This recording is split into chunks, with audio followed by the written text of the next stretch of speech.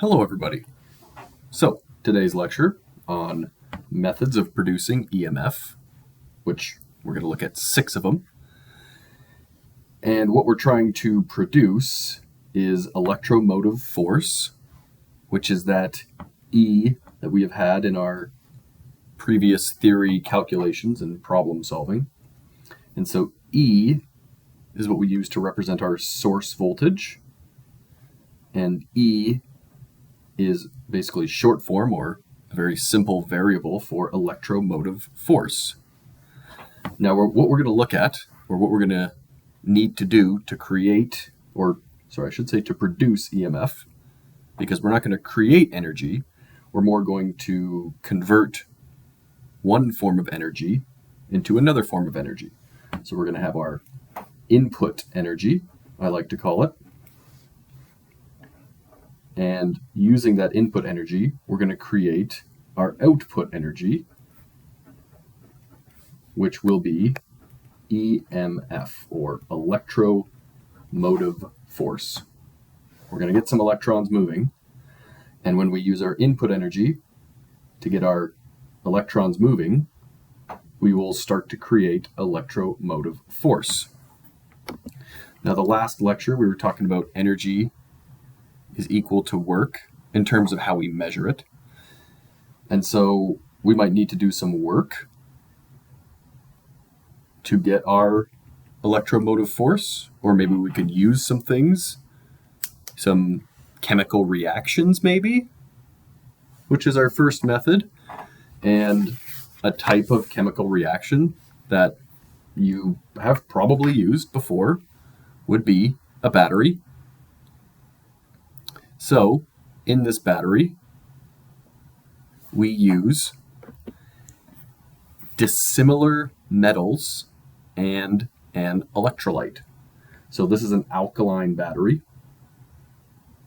And the chemical reaction between the components of this battery allows a positive charge at one end of the terminal and a negative charge at the other end of the terminal. Now, they're going to call, or your module calls a battery a constant voltage device. Your battery is a DC voltage, and just to prove that constant voltage, and just to prove that it is DC, this is my meter. This is a clamp-on multimeter. Now, I'm going to take the positive lead to the positive side of the terminal of the battery, and the negative lead to the negative side. And when I do that, I get positive 1.4 volts. It doesn't say positive, but if I flip it the other way and I do positive to the negative terminal, and if I can get the battery to stay in one place, and negative to the positive side of the terminal, it's going to measure negative 1.4, but 1.4 all the same. Now, this would be called a dry cell battery, and there's basically little discs stacked up in here. So each of those discs is a cell, and when you get multiple cells together, you can get a 1.5 volt battery, which is a dry cell battery. And it's a dry cell battery versus what you might have in your car, or what you probably do have in your car for most combustion engine vehicles. You have a lead acid battery with 2 terminals. You have a positive terminal, you have a negative terminal. Make sure you don't drop a wrench across those. That's going to do some bad things to your battery. But this is a lead acid battery, commonly called the car battery. Now, the lead, and there's going to be 2 types of lead, will act as our dissimilar metals. The acid will act like an electrolyte. Now, if you ever got battery acid on your clothing or on your skin, it usually can burn your skin, and it can damage your clothing. But inside of this battery, if you open up the side or you could open up the top, there's basically these chunks of lead in there.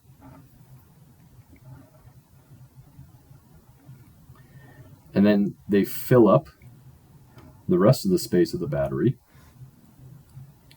with acid, battery acid. So the battery acid facilitates the exchange of electrons between these different types of lead to give us, now it's a 12-volt battery, but if you measure your car battery when it's, in good condition and fully charged and all those nice things that we want our car batteries to be at, it's going to be about 14 point something volts DC. Now, I just said a battery was a constant voltage battery, and then the current's going to fluctuate depending on the load and depending how much draw comes out of the battery or is taken from the battery. And when you turn your car on and everything's running and you got your music blaring and you got air conditioning and you got, headlights on, all that fun stuff, this is probably going to drop to about 12 volts DC. So if you measure your car battery, don't measure it while it's running and you're driving down the road. That would obviously be dangerous. But this would be a wet cell battery. And each of these would be a cell, and they're in a liquid, so hence wet cell battery. That might be a little bit obvious. I just wanted to make sure everyone is on the same page. Another type of cell that gives us electrical energy when we use a chemical reaction would be this fuel cell. So we have hydrogen on one side, we have oxygen on the other side. Usually, these two types of atoms want to come together and make water. Both of these atoms are in our atmosphere. They gather up in clouds and they rain on us. So how the fuel cell basically works is this membrane is going to keep these two elements separated. And because they want to come together and basically the hydrogen is going to try to share its electron, once we give it some terminals to showcase its potential difference, if you want to think of it that way, and then we hook it up to a load or put it into a circuit, we allow the current to flow, and current can flow because we have a potential difference. And as it shows, you put in oxygen on one side, hydrogen on the other, and the exhaust then is just water, which is a pretty sweet exhaust. That's, maybe you clean up that water and you can drink it, which would be useful. This is what hydrogen electric hybrid cars they're trying to use. They're trying to use this as many different types of energy production. It's a pretty cool piece of technology. As far as I know, it's not quite there in terms of massive production of energy or even mass production cars. But if we use this for cars, you could see the possible problem of water being exhausted out of cars in Canada on the roadway. It's going to be a lot of ice, a lot more ice than we already deal with. Now, that doesn't mean this is not a good energy source. It doesn't mean we can't use that in cars, but it just creates a new adaptation, shall we say, a new problem to solve, which may be beneficial because this is such a great way of making energy. So this is the fuel cell. So our first method was a chemical reaction, input energy being the chemicals and the reaction from them, and our output energy was electromotive force. Our second way is by using heat. Now, just burning something like this neat little candle, just burning something doesn't make electrical energy or electromotive force, But when we have, once again, dissimilar metals, and we get the right dissimilar metals together, and we heat them, we could get, if you use the right metals and the right amount of heat, you will get electrons moving through this circuit that's now hooked up. So before we hook this up, when we apply the heat to this hot junction spot, we're going to start to move electrons, but those electrons won't flow in the way that gives us current until we hook it up to a circuit. And so by applying heat here, we're creating electromotive force. We install it in a circuit, and then we can measure voltage in that circuit, and then we're going to have current flowing in and out of that circuit as long as we heat this. As long as we heat this hot junction, we're going to have a difference between these two junction points, and we're going to have a potential difference between these two terminals, and the current can continue to flow. Now, a practical application for this, you might call this type of device a thermocouple, which I may run out of room on this page. And a thermocouple is usually used on a furnace for basically two ways. One way being to prove that the pilot light is lit. So if this was the pilot light and it stayed lit by just a small amount of gas still flowing through it and that fire staying lit, if the pilot light goes out, obviously you have to get a match or a different source of ignition, basically like a lighter, and relight the pilot light. And as the pilot light burns, the thermocouple is right there. And so that gives us an electrical signal to say, yep, pilot light's lit. We might also use this on high efficient furnaces that have electric start or has like an electric spark to light the gas. We might use that, and we usually do use that, to prove that the flame is on, that the burners are running when the gas is released. For both examples, we don't want to release gas into the furnace, into the chamber, up into the plenums. We don't want to just pour gas into the house. We want to light that gas and use it for heat. So when we light that gas, the gas continues to come out of the burners, that flame heats up the plenum, we push air past that hot air, that hot fire, the gas, and that's one of the ways we heat our houses. So the thermocouple plays an important role to make sure we don't, just fill the house with natural gas or any other type of fuel you're using to produce heat in your furnace. And then you go to light your oven and the whole house blows up because you filled it with gas. So thermocouple, very important. Just a side note, never bypass the safeties of your furnace. Super dangerous. Now our third method, I should say, of producing electromotive force, EMF, that source voltage that we've been utilizing in lab and calculating in theory and all that fun stuff.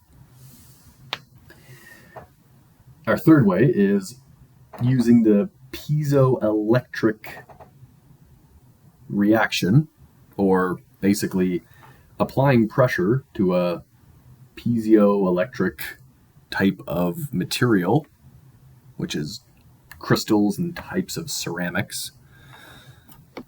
So with a certain type of material that creates that piezoelectric effect, our input energy is then going to be pressure. So for example, if this was your barbecue lighter or the built-in ignition button or switch on your barbecue, you would turn on the gas on your barbecue, open the lid so you don't blast the lid off because it would quickly fill with gas, and you would push, there's usually a little button, and you just kind of push the button, which has a little hammer function that hits this material, this material that has creates a piezoelectric effect. And that material then creates a large spark. Now, large for the material's small size, but all the same, it has a high voltage that it sparks at, and it lights that gas. So that's the piezoelectric effect, using pressure to create electromotive force. Method number 4 is, well, commonly called a solar cell or a photovoltaic device. And we're going to use the photoelectric effect to create electromotive force. So what happens is, let's just say hypothetically, we all know that a day without code is a day without sunshine. So let's say you're doing some code homework. You're reading the Canadian Electrical Code Book just for fun. You're not even in school. And so because you're reading the Canadian Electrical Code Book, the sun is shining, because that's how it works, as far as I can tell. And so when the sun shines on this photovoltaic cell, this semiconductor, which is usually silicone is a great semiconductor. This semiconductor, when sunlight hits it, starts to move electrons and starts to create a potential difference. When we hook up wires to it, oh, sorry, that looks like an X. Sorry, that should be a positive. And this is my negative. And what a semiconductor basically is if you think about the sort of the two words that come together for that word, semiconductor, semi being half of, and conductor, well, hopefully we know what conductors are by this point in the course. But a semiconductor isn't a bad conductor, but it doesn't want to be a conductor. It's not natural to silicone like it is for copper or aluminum. And so when we apply sunlight, when we have some kind of input energy, the semiconductor conducts and it starts to move the electrons, and then we hook that up to a circuit, and that's going to give us current flowing in the circuit that we have our solar cells connected to. Now, if you took the little square solar cell, right, you just made it of silicone, and you connected many of those, you may see where I'm going with this, into a big flat board like this, and you put that on the roof of a building because it's going to see a lot of sunlight, and you connected the wires of all of these solar cells, and you put that onto this big rectangular thing. And then each one of these is producing its own electromotive force, and you connect them all together so that they create one unified amount of electromotive force. Well, then we're going to have ourselves a solar panel. And with the electromotive force these are creating, we hook that up to a circuit. Maybe, back to our first method, maybe we hook that up to a battery. And these solar panels charge that battery, and then we go from the battery to something else, and we utilize that energy. That's one method, right? So we have sunlight hitting it. It's going to move the electrons. It's going to create electromotive force.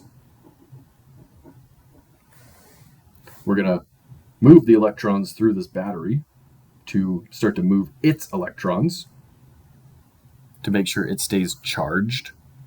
We're going to move some electrical energy through here, keep this battery charged, and that way when the sun goes down and the moon comes up, all its little craters, whatever, you get the idea. When the moon comes up and the sun stops shining, we can have the battery basically deplete its energy, or we'll use that energy until it runs out.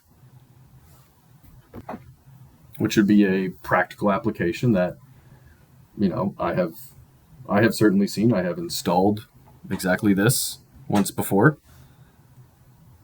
And that's one of the ways we can use solar voltaic. We can also just put it right to the grid. But once again, when the moon's out, this is not going to give us electromotive force, or it's not going to produce electromotive force. It's not going to give us energy. If we have wildfire smoke blocking the sunlight, as we have seen in Alberta in the past summers, that's going to mess with the solar cell. So kind of a set it and forget it way of creating electromotive force, but it has its drawbacks, as most of the methods do. Now, for the most common way that we create electromotive force is magnets, or more accurately, magnetism. So swell. Now, what we can't see is the magnetic lines of flux between or coming off of magnets. So this would be a north pole and a south pole, or vice versa. The opposite poles of a magnet attract. These ones do not. So these would be like poles. But the reason I have these two little magnets clacking together is to have us start to think about those magnetic lines of flux that you can feel, or at least I can feel them pulling together, and then they hold together because there's magnetic lines of flux that want these two magnets to be together. They're like Romeo and Juliet. They must be together no matter what. Thankfully, these magnets will have a happier ending. They'll just go on the desk here. And we're going to talk about, can't meet him, he's actually dead, but we're going to talk about a new person, a new electrical law person, Michael Faraday. And what he discovered and tells us, and we learn about, is when you move a conductor through magnetic lines of flux, the electrons on the conductor will start to move. And so when we move the conductor this way through the magnets, the electrons may flow out, or they may flow that way. And then when we move it the other way, they're going to flow the opposite direction.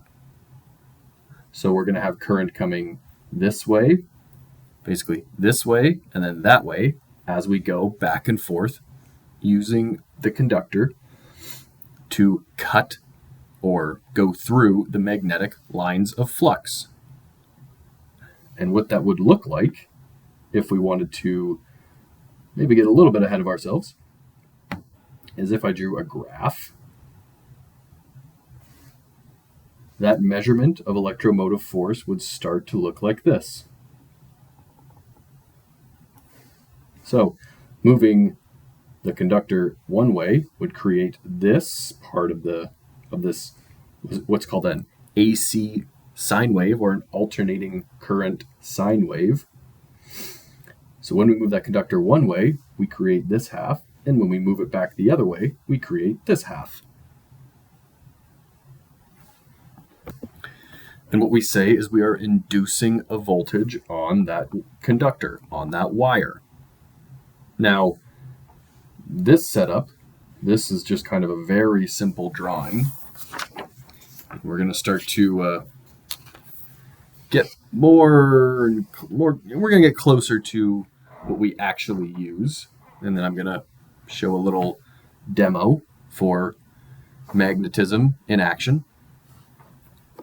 And so instead of having, these two magnets, for example, if I had them set up like this and my pen was a conductor, I just took them and I just quickly moved it through. Well, that's not a very efficient way of doing it. So what we do is we get two magnets, and we either spin these magnets around the conductor, or we secure the magnets, put a conductor like this, and spin that in the magnetic field through the magnetic lines of flux, or lines of force, as it's called here. Now, if moving a conductor through magnetic lines of flux starts to induce a voltage on that conductor, then moving that conductor faster, so spinning this faster, or we might start to say having higher RPM, revolutions per minute, which would mean this is revolving faster, but we could spin this faster. That would cut more magnetic lines of flux. We could have stronger magnets, which is going to create more magnetic lines of flux for this conductor to cut. We could also have a longer conductor. So if instead of like this guy came up, and then instead of here, he came down and he went up, and he came down, he went up, and this is just a longer conductor, then this is going to be cutting more magnetic lines of flux, and then it connected up here and it came back. That's just, you could think of it as more wire cutting magnetic lines of flux. So if we spin this faster, make more wire, make stronger magnets, all of that is going to give us way more voltage induced on the conductor. So let's check out a practical demo starring, yours truly. So here we have on the camera a very simple generator. We have a light bulb here. We have, if I move my meter, we have 3 horseshoe magnets. These are pretty strong magnets. Now, when I turn this crank, a conductor is going to cut the magnetic lines of flux. And I have my meter hooked up to these 2 terminals to show exactly that.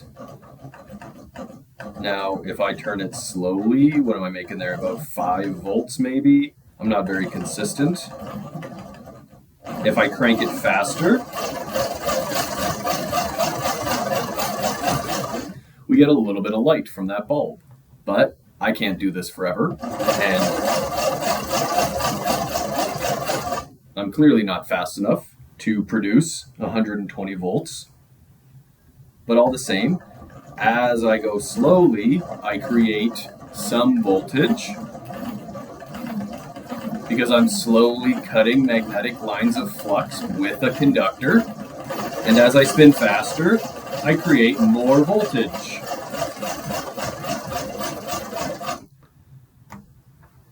So the input energy there was me. And if energy and work are measured the same, I was doing work. I was putting in energy to crank this. And because we have a conductor cutting magnetic lines of flux, we're inducing a voltage.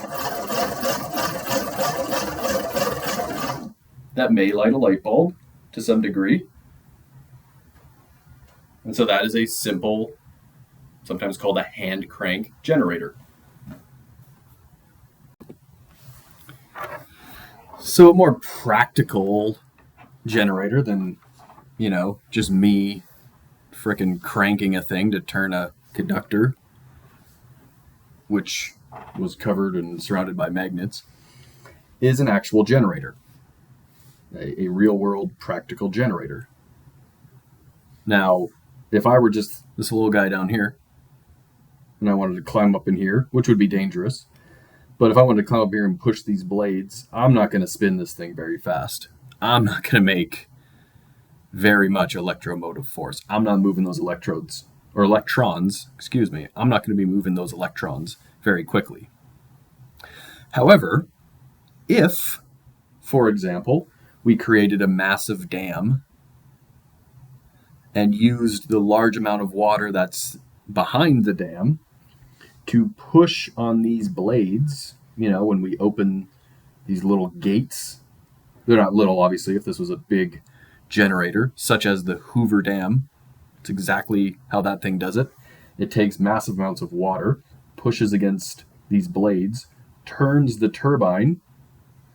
This rotor is attached to this turbine shaft. So as the water comes in, pushes on these blades, spins this rotor. The rotor's the conductor. The stator is a magnet. We got ourselves electromotive force.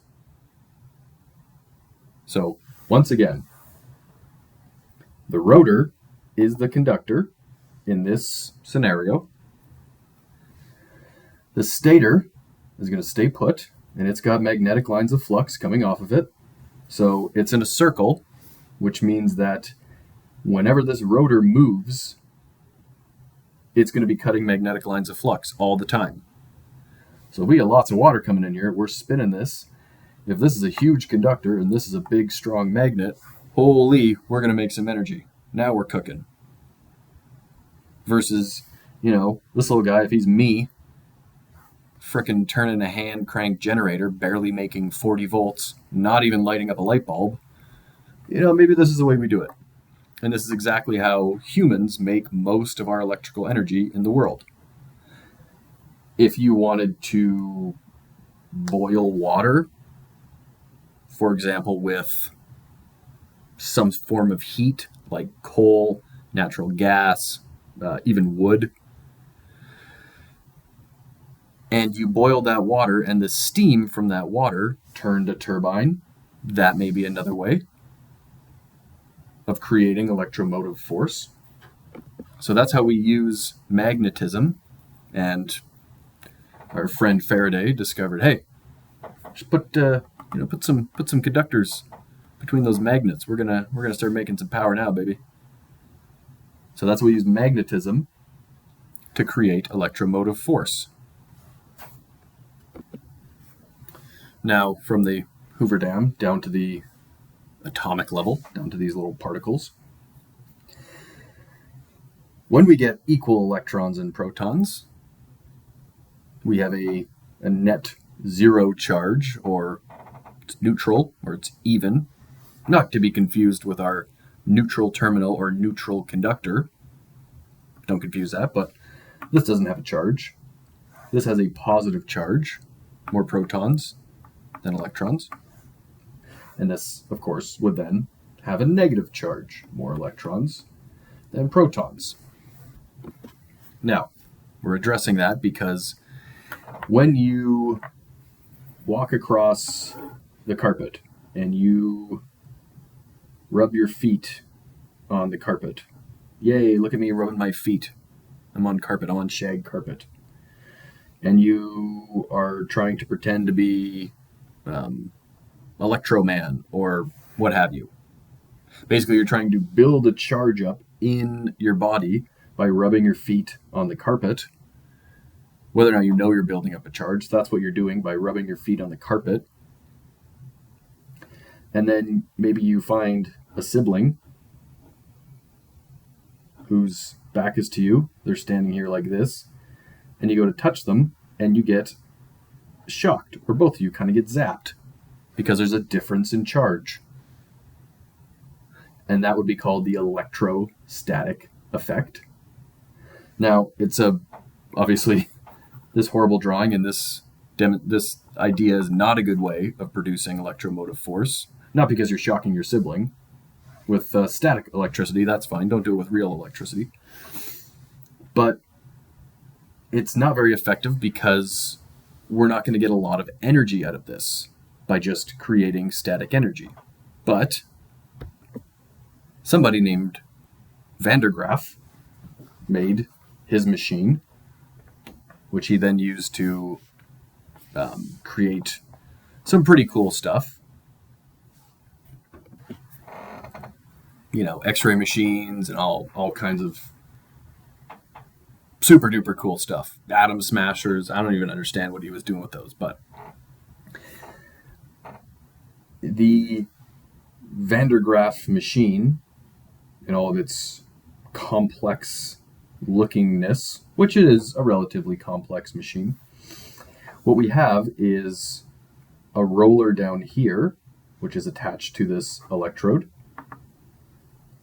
And this has more of a negative charge. It has a negative charge because of the materials it's made out of. And this up here has a positive charge, once again, because of the materials it's made out of. And that's connected to this big ball. So as they start to move this with whatever form of input energy, the electrons start to build up a surplus of negative down here and positive up here. So if you give these negative electrons, or these negative charged particles, a venue, and then you take these positive charged particles, a venue, to accumulate here and here, you can start to get a big arc between them. Now, super cool thing to demonstrate this static electricity effect. Highly recommend you going to find, if you can find a Van de Graaff machine, definitely check that out. I'm sure there's lots of YouTube videos. I forgot my Van de Graaff machine at home, so unfortunately it won't be included in this lecture. But we're still following that similar concept of let's move electrons. And Mr. Van de Graaff, Mr. Van de Graaff, I don't believe there's a T in his name, but all the same. Mr. Van de Graaff found a really cool way to move the electrons out here, move them out here, and he utilized that to create and invent some amazing things. But as electricians, we want to know all these different methods of producing electromotive force. Now, this is not used very much in the world to create, let's say, effective electromotive force, but all the same, it is a method. It's legitimate. And another form of static electricity, which, much like this machine, has a really high voltage discharge, would be lightning strikes. So, up in your fluffy clouds, and even if they don't look like it, these are clouds. And then down on the ground, on Earth, we may start to, in certain weather conditions, have situations where in the sky, there's some negative charged particles, a bunch of negative Nellies up there. And then, based on the weather, we might have some positive charged particles down here. And if you are the very unfortunate person who happens to be amongst those positive charged particles, the difference from the sky to where this little person is, there's going to develop a large potential difference, which is how you get lightning strikes, which is a huge discharge from the sky to the earth, or from the earth to the sky, depending how you want to look at it. But there's this huge discharge of static electricity, and maybe it's, I don't know, 10,000 volts, let's say, plus. If you're this little dude, you're going to be hurting. You might unfortunately die. So when the weather conditions create this kind of potential difference, don't be this little guy. Get somewhere that's grounded, that doesn't have this kind of dangerous difference of potential energy. And that's how we get this arc as well. We create this large difference of potential energy, and we can get thousands of volts jumping from this stick to this large ball. So those are the 6 methods of producing electromotive force. Have yourself a great day.